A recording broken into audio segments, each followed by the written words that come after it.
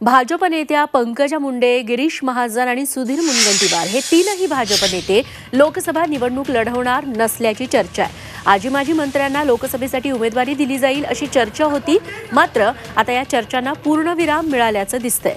भाजपकडून 23 लोकसभांसाठी निवडणूक निरीक्षकांची घोषणा करण्यात आली आहे। त्यात पंकजा मुंडेंकडे उत्तर मुंबई, ग्रामविकास मंत्री गिरीश महाजनांकडे उत्तर पूर्व, तर वनमंत्री सुधीर मुनगंटीवार यांच्याकडे बीड लोकसभा मतदारसंघाची जबाबदारी सोपवण्यात आली आहे। त्यामुळे मुंडे, महाजन, मुनगंटीवार लोकसभा निवडणूक लढवणार नसल्याच्या चर्चांना जोर आलाय। दरम्यान भाजप निवडणूक निरीक्षकांची उद्याच बैठक होणार आहे। निरीक्षक स्थानिक खासदारांच्या कामगिरीचा आढावा घेणार आहेत।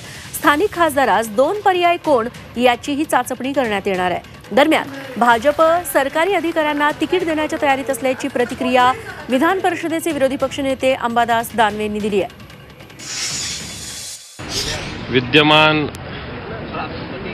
सगळ्याच खासदारांमध्ये मोठा बदल करू पाहते अशा प्रकारची माहिती आहे आणि बऱ्याच शासकीय अधिकाऱ्यांना मैदानात उतरवण्याची सुद्धा एक चर्चा लोकांमध्ये सुद्धा आहे, भारतीय जनता पार्टीच्या गोटात सुद्धा आहे। पण बऱ्याच जुन्या जाणत्या लोकांना भारतीय जनता पार्टी आताच्या विद्यमान खासदारांना तिकीट नाकारून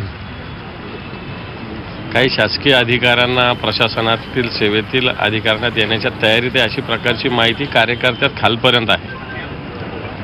आणि कारण मला असं ओव्हरऑल याच्यातून वाटतं की भारतीय जनता पार्टी फक्त देशाच्या चेहऱ्यावर निवडणूक लढवू इच्छिते, स्थानिक चेहऱ्याशी त्यांना कोणतंही देणं घेणं नाही।